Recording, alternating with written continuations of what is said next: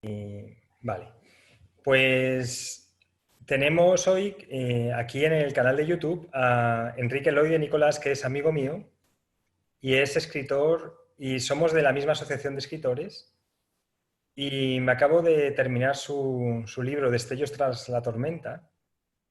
Y la verdad es que parece un libro escrito para este momento, porque son destellos Sí, en sí, esta total. tormenta. Entonces, bueno, bienvenido Enrique y un placer tenerte aquí contigo. La verdad que tus relatos me encantan. Creo que si hubieras nacido en Estados Unidos serías una eminencia. Pues nada, total. Igual es la opción es irse para allá. Sí, bueno, hay muchas opciones ahora con estas tecnologías. Y nada, entonces, nada, te comentaba eso, que me acabo de terminar Destellos tras la tormenta. Y me encantan tus relatos porque son una forma de mostrar la vida, pero no directamente, sino desde un punto de vista psicológico y con una profundidad extraordinaria. Sí. ¿Qué te parece a ti ahora, por ejemplo, crees que lo que está ocurriendo ahora, esta tormenta que está ocurriendo ahora, refleja realmente lo que comentabas ahí en tus relatos? Bueno, antes de nada, por darte las gracias por la entrevista y nada, y saludar a todos a tus televidentes, que seguro que son muchos. Y nada, pues eso, que para mí un placer también estar aquí contigo en esta entrevista y demás. Y nada, lo que me dices de si refleja el libro de Destellos tras la tormenta la situación que estamos viviendo actualmente, pues bueno, en cierto modo, como tú has dicho, pues sí, claro que lo refleja.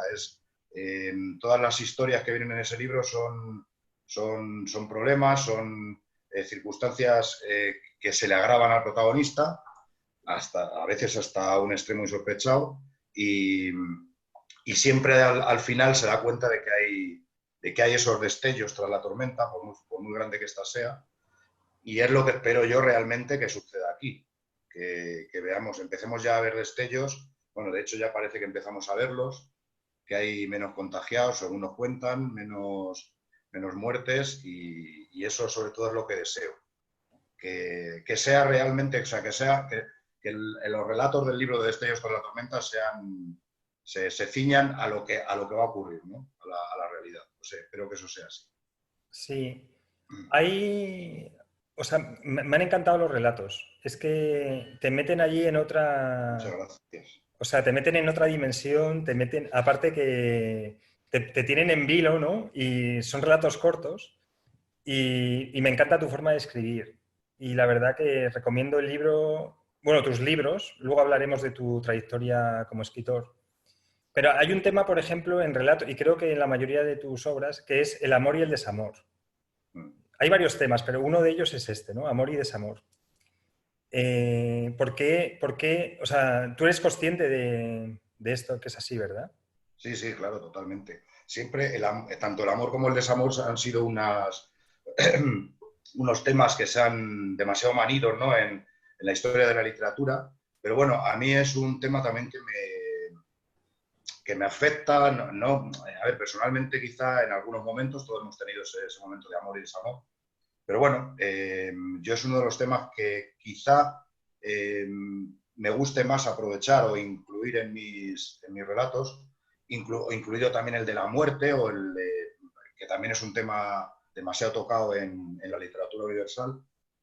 Pero bueno, sí, creo que es un tema en el que me manejo con decencia, lo digo muy bien, pero bueno, más o menos me manejo y bueno, tampoco quiero decir esto que sea mi trayectoria personal, ¿no? Que todos hemos tenido. Pero bueno, sí, es un tema al que recurro bastantes veces. Y sobre todo siempre me gusta darle un poco esa vuelta de tuerca, como, como fiel lector y admirador que soy de Alan Poe. Entonces, bueno, pues siempre me ha atraído mucho esa forma de escribir de él y entonces, bueno, pues he intentado imitarle en lo posible. Ujú. No imitarle, pero bueno, intentar, como es una forma de escribir determinados relatos que siempre me ha encantado, pues he intentado adaptarla a mí, ¿no? Sí, es una técnica genial porque siempre hay un punto de final que la Claro, un persona punto no de se lo giro. espera. Es muy difícil que se lo espere, así que Claro. eso me encanta en los relatos. Luego, bueno, me imagino que lo del amor y el desamor será por temas personales, pero también por observación, ¿no? Sí, claro, claro. De mucha gente que a lo mejor te cuenta historias o... Porque tú, a ver, siempre te he conocido, tú sabes escuchar muy bien. Entonces probablemente mucha gente venga a hablar contigo y te cuente sus problemas, sus películas y de ahí me imagino que sacarás material, ¿no? Para... Sí, siempre me ha pasado. Yo recuerdo cuando era adolescente que mis amigos ligaban un montón y a mí se acercaban las chicas y tal, era para contarme sus problemas. Yo muchas veces, cuando tenía 18 años, pensé, no sé si dedicarme a lo que me toque en la vida o decidir ya directamente que me voy a hacer cura, ¿sabes? Por lo del tema de confesor. Siempre me ha pasado, ¿no? Pero bueno, sí, la verdad es que sacas mucho el escritor, aparte de sus propias vivencias, eh, cuantas más tengas, evidentemente, mejores temas vas a tener, pero si no las tienes, pues al final las sacas de eso, de lo que escuchas, de la observación. Y sí, hay cosas que sí, me han servido. Algunas veces cosas que me han contado y tal, pues para eso, para hacer algún relato o alguna de mis historias. Sí, Hay una, de hecho, en Secretos de Sacristía, que se titula así, además, el relato Secretos de Sacristía, por eso le di el nombre, que es una historia que pasó en mi pueblo cuando mi padre era un niño, que me lo ha contado miles de veces, pero bueno, luego yo la trastoqué algo, ¿no? Cambié cosas, incluso mezclé dos historias, y bueno, salió un relato que yo estoy muy orgulloso de ese relato, es uno quizá sí, para mí de los mejores que tengo, para mí, en mi modesto entender. sí, creo que es el del padre Antón, creo que es. Ese es, Sí, efectivamente, sí. pues es curioso. Otra cosa también muy interesante de tu obra es que, bueno, tú eres de un pueblo de Segovia, de Mm, Sant Juste de San Juan Bautista. así, Y entonces, digamos que en tu pueblo, en tus relatos se ve cómo era la vida en los pueblos, cómo era la vida en los pueblos de España. sí, Por ejemplo, cosas que llaman mucho la atención, bueno, cómo vivían los niños y sobre todo la presencia del cura y la importancia que tenía el cura en el pueblo, ¿no? Y estos salen en diferentes relatos sí, y que no es común que salgan los curas, ¿no? Ahora sí. tampoco es que salgan de una manera, digamos, para alabarles ni para criticarles, sino que era lo que había y es una percepción objetiva de lo que hacían los curas, ¿no? Sí. Sí, sí, es verdad. Hay algún amigo mío que ha leído el libro y tal, y me ha dicho también lo mismo. Dice, joder, no veo más que curas en tus relatos. Digo, hombre, muchos no habrás visto dos o tres, pero sí es cierto que en una colección de 21 o 22 relatos, que salgan tres, por ejemplo, donde hay los protagonistas son, bueno, los protagonistas no, pero personajes de los relatos sean sacerdotes, pues sí es un poco de extrañar, ¿no? Quizás sí, yo no es que me haya sentido influenciado en mi infancia, o quizás sí. Yo recuerdo los curas de cuando yo era niño, pues eran una autoridad, igual que lo era el alcalde, lo era el veterinario, lo era el médico y lo era la Guardia Civil. Eran los seis personajes de autoridad que había en el pueblo en mi infancia.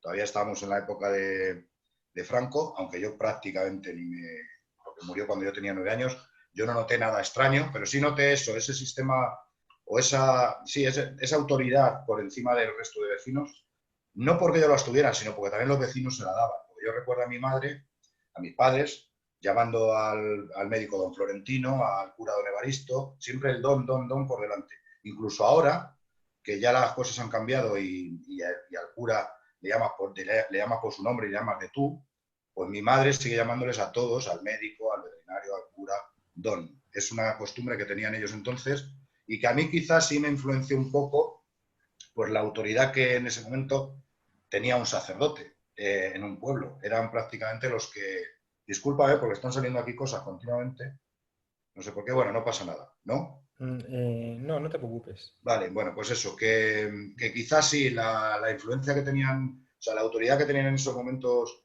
el cura en un pueblo, en una pequeña localidad de 600, 800 habitantes, pues era importante. Y bueno, no es que yo haya tenido nunca jamás ningún problema con ellos, porque yo he sido siempre, aunque no lo sé ahora, he sido siempre una persona bastante disciplinada y, siempre me he acatado las normas impuestas. Sí. Pero bueno, no sé, era un personaje como que me parecía, en determinados relatos, en determinadas historias, me parecía importante meterlo, ¿no? Sí. O sea, siempre introducimos las figuras de autoridad que nosotros hemos sentido como tales.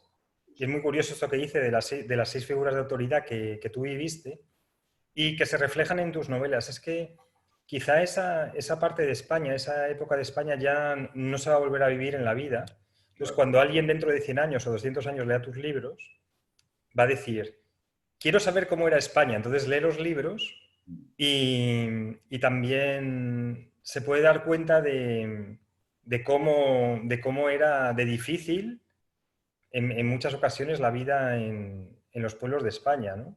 De difícil e incluso de fácil al mismo tiempo. Sí, también, exacto, exacto. Porque era Porque mucho era, más... Sí, perdona. no, era mucho más sencilla y al mismo tiempo las dificultades para tener acceso a algunos recursos que era complicado.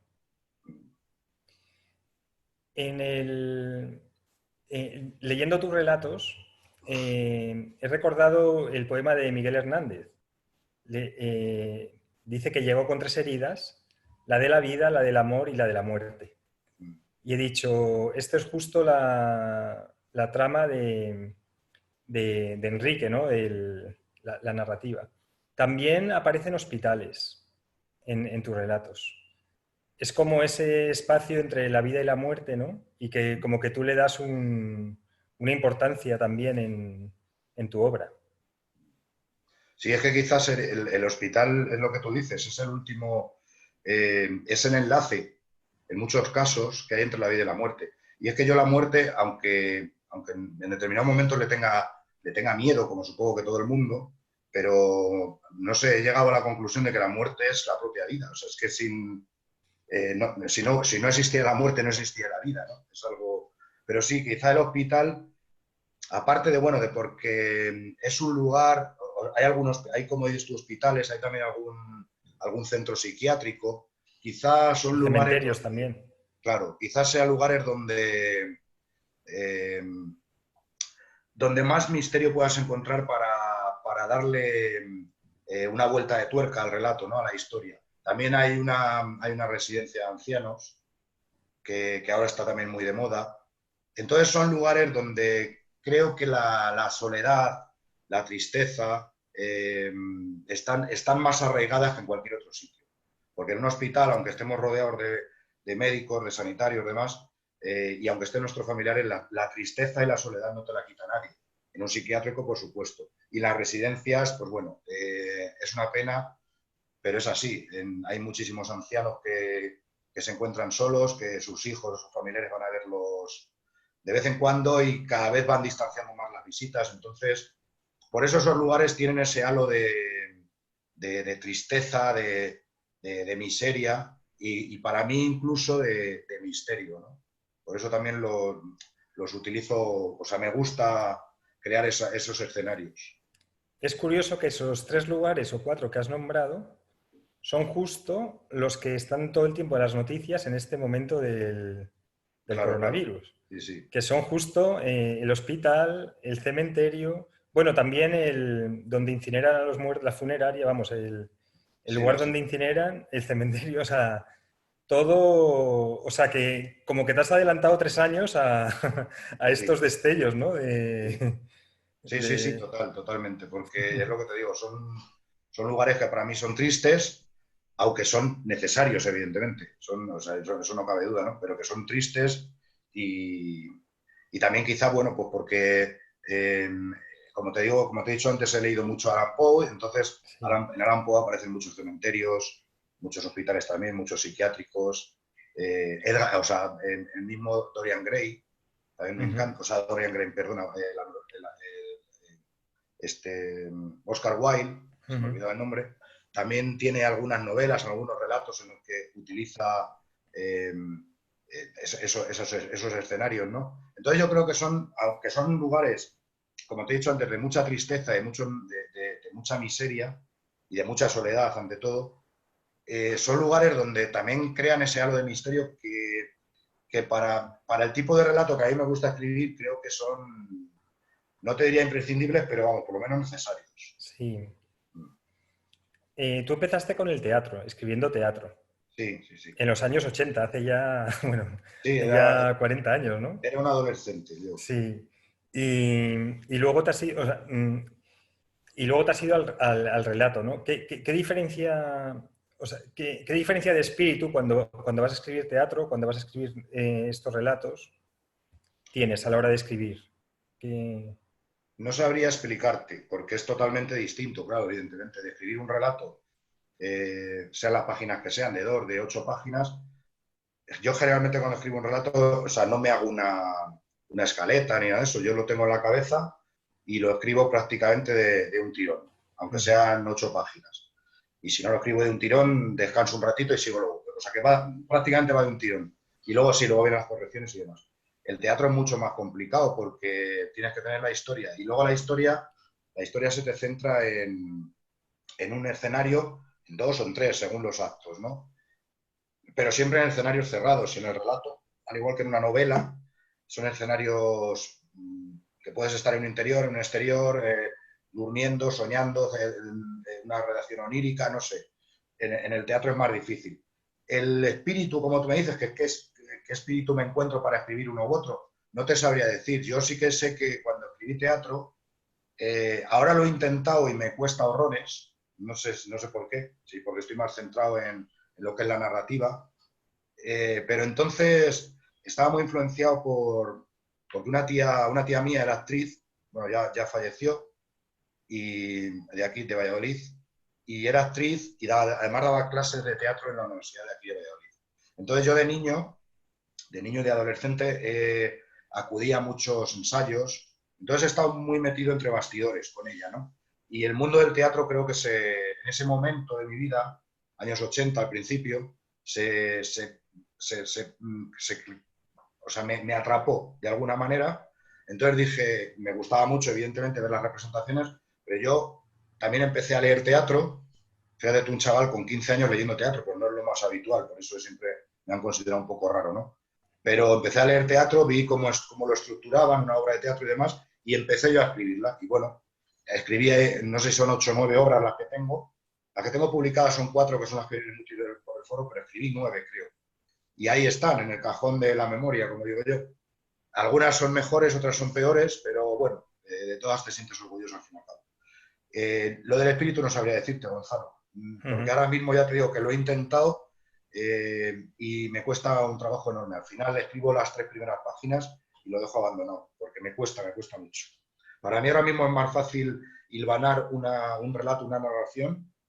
No te digo tampoco una novela, porque también estoy con 2 que las tengo ahí empezadas, las tengo estructuradas y no sé si algún día las acabaré antes de que me vaya para el otro barrio, ¿no? Pero sin embargo los relatos para mí es más fácil porque es una narración de un tirón, ¿sabes? No sé, no sabría qué decirte. Sí, los relatos tienen muchísima fuerza y la verdad que les recomiendo a todo el mundo que los compre. Entonces, empezaste con el teatro, ya estás con los relatos. Bueno, luego tienes 9 horas de teatro, publicadas 4. Eso. Luego tienes 4 libros de relatos.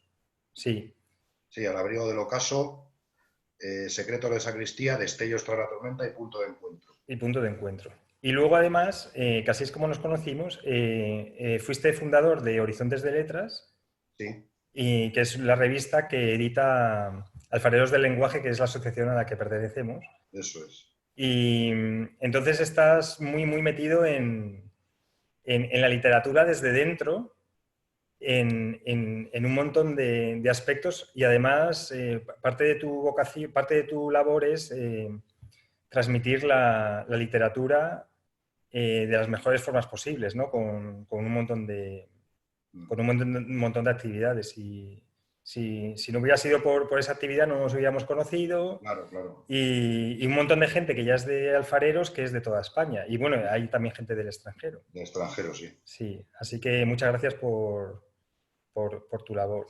No, no, Y gracias. entonces, Gracias sí, a ti y a todos. sí, Los que forman Alfareros del Lenguaje y los que colaboran en la revista Horizonte de Letras, vamos, sin esa gente sería imposible que todo esto funcionara. Y yo lo que sí que me gustaría es eso, que la literatura llegara a todo el mundo. De una forma pues más fácil, más económica, pero bueno, ya sabemos hoy en día que todo es un negocio y es prácticamente imposible, ¿no? Pero esa sí, es mi idea, que la literatura de alguna manera llegue a todo el mundo y de que se lea más, sobre todo. Es sí. lo que me gustaría. Hay un relato que comentas de un astronauta que viene del pasado, de los años 80, y llega a Madrid, al templo de Devot, Mm. y se encuentra con unos chavales que están todo el tiempo y dice que Con las maquinitas y los con las móviles. maquinitas, ¿no? Y básicamente como que ya nos habían puesto el chip, ¿no? Sí, Les habían puesto el chip, estaban ahí enganchados. Y también ahí estás narrando un poco hacia dónde va la sociedad, ¿no? No sí, solamente por el enganche ya a los aparatitos, sino también el control que eso luego ejerce sobre la mente, sí. Sí, sí, sobre... totalmente. Es que es lo que yo observo, igual que lo observas tú y lo observamos todos. Lo que pasa es que luego al final eh, no demasiada gente se atreve a denunciarlo, ¿no? Entre comillas, o por lo menos a llamar la atención. Pero yo lo que veo es eso, que los chavales lo veo por sobrinos, por hijos de vecinos y demás, que no sé, la sociedad va a un mundo tan tecnológico y tan, no sé, tan sumido en pantallas que al final se van a perder las relaciones familiares, las relaciones personales, vamos a perder nuestra esencia. Y eso a mí realmente nuestra esencia de humanos, claro, de personas, realmente me preocupa, ¿no? Porque si ya la sociedad de por sí ahora mismo está deshumanizada, todos los valores que teníamos de cuando nosotros éramos niños o jóvenes incluso, no hace tantos años, esos valores que existían, ¿no? Se están perdiendo completamente. Entonces, yo digo, todavía aún no hemos empezado con el boom tecnológico. Cuando esto llegue, vamos a ser poco menos que autómatas o androides, no sé cómo vamos a acabar. Y sí que me preocupa mucho. Sí, por eso tus libros ahí reflejan cómo era España antes. Entonces, en algún momento dado, siempre es como una visión romántica, pero se puede retomar un poco. Habrá personas que digan, ya no quiero vivir en esta bomba de... Por ejemplo, yo me fui a Toledo, ¿no? A vivir, no quiero vivir en esta vorágine y quiero, digamos, tener más contacto con la naturaleza, con cómo era la vida en aquel, digamos, anterior, las relaciones entre los vecinos y demás. Es que, bueno, hay muchas teorías, ¿no? Pero hay un plan, puede que haya un plan, o sea, ¿qué es lo que, por ejemplo, ha hecho que en la crisis financiera del 2008 que vivimos, que nos hayamos podido salir más o menos? Es la familia. El apoyo de la familia, el apoyo digamos, la unidad familiar y, claro, ahora precisamente lo que hacen estos aparatos es destruir esa unidad familiar. Van hacia el individuo, pero el individuo Totalmente. es mucho más fácil digamos, de poder manipular y poder mandar, ¿no? Sí, sí, total. Y es que la gente, además, eh,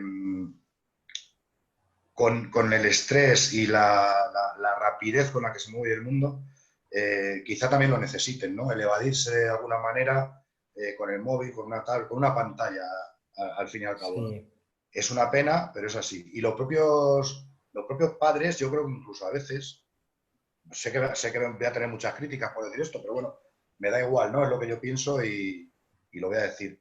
Hay muchísimos padres que,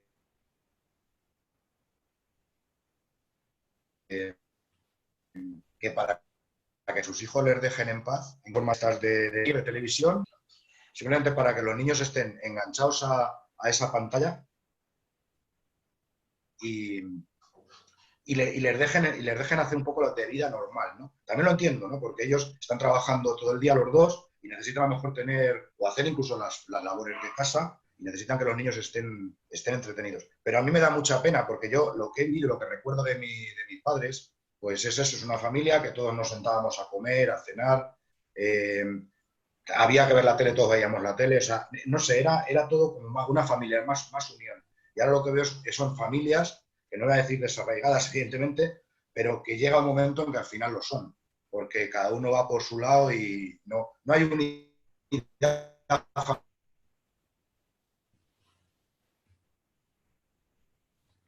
familiar, que es lo que a mí también me da mucha pena, ¿no? De lo que estoy viendo. Cierto, sí, adolescencia.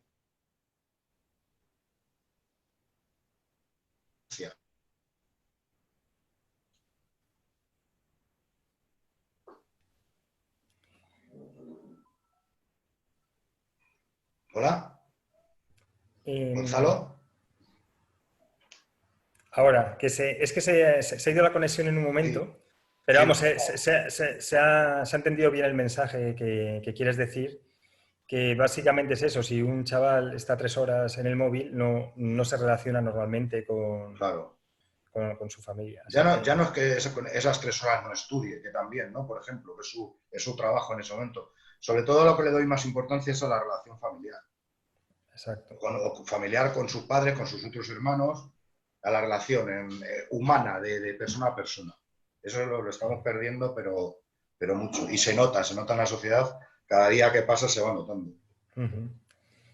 Pues bueno, entonces, ¿qué proyectos tienes? Así, tienes 2 novelas, Sí, tengo novelas. desde 2017 no has publicado, ¿no? No, lo último que publiqué fue Punto de Encuentro, además que lo hice por mi cuenta en Amazon Sí.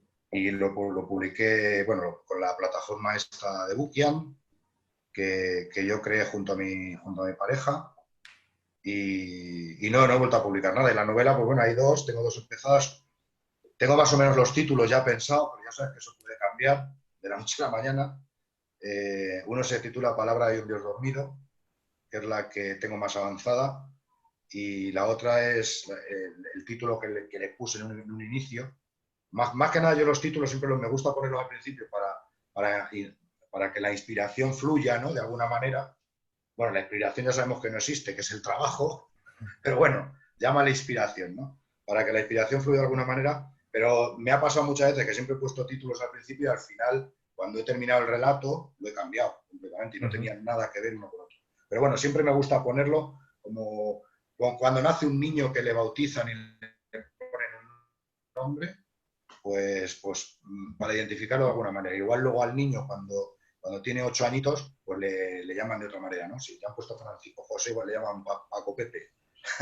Pues esto lo mismo, ¿no? Entonces, sí, son las dos novelas que, sobre todo una, la que te he dicho que llevo más avanzada, pues sí me gustaría acabarla en los próximos meses. No sé si sea factible, si podré, porque como también el problema que tenemos los escritores que no somos conocidos, bueno, menos tú que ya lo eres, es que, No, tampoco lo soy. bueno, te Yo tengo dedicas mucho a ello, trabajo. te dedicas de lleno a ello, que a mí me encantaría, lo hemos hablado muchas veces, y a mí me encantaría dedicarme, pero bueno, no es posible, tienes que comer, como digo yo. Entonces, pues eso, tienes que compaginar tu trabajo, tu vida familiar, de alguna manera, tu casa y con tu afición, ¿no? Porque para mí ahora mismo es un trabajo, pero bueno, como no vivo de ello, es una afición. Ojalá algún día... Que bueno, que tampoco me Sí. importa, ¿eh? Tampoco me importaría. Yo lo que más me importa es que la gente, aunque no sea mucha, que me lea y que me diga lo que tú me estás diciendo, que es maravilloso, ¿no? Que digan, pues yo he notado esto en tus relatos, he visto esto, que coincide plenamente con lo que yo tenía en mi cabeza cuando lo escribí. O sea, yo la primera vez que leí tus relatos me parecieron buenísimos. O sea, dije, "Uf, tiene muchísima fuerza". Entonces lo recomiendo a todo el mundo para que Bueno, los lean y te lo disfruten de agradezco. ellos. Yo intento ser modesto, yo creo que son, bueno, no, que no están mal, pero bueno, cuando me dicen eso, tú me dijiste la primera vez que lo leíste, que te encantaron, pues bueno, para mí es un orgullo, evidentemente. Que Sí. alguien te diga que lo ha leído y que le ha encantado, dices, bueno, aunque yo siempre digo que son, o sea, yo nunca veo mis relatos como algo maravilloso, digo, bueno, no me ha quedado mal, ¿no? sea, pero nunca los veo como algo, bueno, yo creo que nos pasa a todos, ¿no? A la persona que sea un poco normal y un poco humilde, nunca he conocido escritores cuando estuve en Playa de Acaba, pues que tenían un ego tremendo, que de hecho tuve una etapa ahí que me cansó un poco la literatura, pero quizá por ese motivo, ¿no? Porque había escritores con demasiado ego, se pensaban que ellos eran los mejores, que si tú estabas en una antología, ¿por qué no estaban ellos? O sea, era algo que a mí me saturó un poco, ¿no? Entonces me separé, me aparté y otra vez ha vuelto a renacer después de eso el amor por la literatura en mí. Pero hubo una época, sobre todo en el año 2016, que fue cuando participé ahí, que me saturó un poco más de la cuenta. Aunque Sí, también tengo mucho que agradecer a Noemí Trujillo y a Lorenzo Silva, que son los que llevaban la editorial Playa de Acaba, por todo lo que me dieron y por todo lo que aprendí, ¿no? Pero por otro lado es eso, tuve una saturación de escritores ególatras que, bueno, que siempre te queman un poco, te comen un poco la sí, moral, por decirlo de alguna manera. Y sí, o sea, perdona que me he ido un poco del tema. no, no, pero la verdad que es bueno decirlo porque yo como lo veo, como nuestro trabajo es observar el mundo e intentar estar lo más cercanos al lector posible. Es un poco así como lo veo yo. Entonces, todo lo que hay montado Y alrededor, con mucha humildad. Y sí, con sí, humildad. claro, porque tú expresas una forma de ver el mundo que a veces la gente la comparte y a veces no. Y todo lo que se genera alrededor, al final es ruido que te saca de tu centro. Entonces,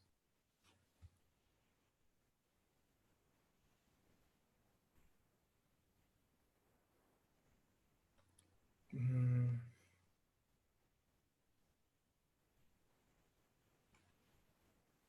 Escritor tiene que ser una persona humilde y que tiene que hacer las cosas para intentar, iba a decir divertir, ¿no? También es una forma de diversión la literatura, pero sobre todo para intentar llegar con el mensaje que tú quieres dar, que el escritor quiere dar, llegar al lector, pero de una manera humilde, sin aspavientos y sin zarandajas, no sé. mm, El escritor que ya se cree que es Dios, que es lo mejor, que él tiene que estar en todas las antologías que se hagan en el mundo, tal, para mí ya no es un escritor, para mí es una figurita del espectáculo que lo que quiere es subir peldaños de la manera que sea y ganar dinero a expuertas.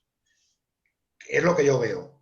Y el escritor puede llegar a ganar dinero. De hecho, los grandes escritores que hoy en día son superventas en el mundo, sí, están ganando dinero, pero han empezado siendo unos escritores humildes, donde casi ninguna editorial les ha querido editar, casi no han tenido lectores. Entonces hay que empezar, siempre tienes que ser, incluso el escritor superventas, creo que tiene que tener esa humildad, aunque sea millonario, tiene que tener esa humildad con respecto al mundo y con respecto a sus lectores, porque si no pierdes la esencia de lo sí, que es un escritor, para mí, es lo que yo veo. sí. Pues muchísimas gracias, Enrique. Voy a dejar en el canal de YouTube dos enlaces para tus libros. Uno de, digamos, que contiene toda tu biografía en este proyecto que estás haciendo con tu pareja y luego los enlaces a Amazon para que compren, si a la gente les interesa, que puedan ver tus obras y si les interesa comprarlas. Sí, bueno, los tengo, están en ebook ¿Sí? y uno de ellos, Punto de Encuentro, está en papel también, en físico. Ah, Pero vamos, genial. a precios súper económicos, Sí, a porque 3 euros, ¿no? sí, a 3 euros están los ebook y el libro en papel, en tapa blanda, creo que son 11 euros o 10 y algo, Sí. algo así. Así Pues que bueno, una inversión para el espíritu alucinante porque te transporta a una dimensión diferente de la realidad y te hace enfrentarte con la realidad. O sea, te saca, digamos, de lo vacío, de lo vacío, de lo superficial, por decirlo así. sí, sí, Pues, totalmente de acuerdo contigo. pues muchísimas gracias, Enrique, y un placer haber conversado contigo. Ya si quieres dentro de un par de meses podemos hacer otra y vamos Bueno, eso viendo. como Si tú tienes lo veas. si tienes algún tema así que quieras hablar, pues tenemos así estas charlas de escritores, ¿no? Yo Donde encantado. arreglamos el mundo. Yo encantado. Yo no quiero abusar de tu confianza, pero yo encantado. No, al contrario. Pues nada, muchísimas gracias, Enrique, y un placer. Bueno, pues igualmente muchas gracias a ti. Un placer haber tenido esta conversación contigo y nada, que la literatura nos ayude a sobrellevar este asunto que tenemos ahora entre manos y todos los asuntos de la vida, Ujú. que seguro que sí que nos van a ayudar. Muchísimas gracias. Nada, muchísimas gracias a ti, Gonzalo. Adiós, hasta otra. Adiós.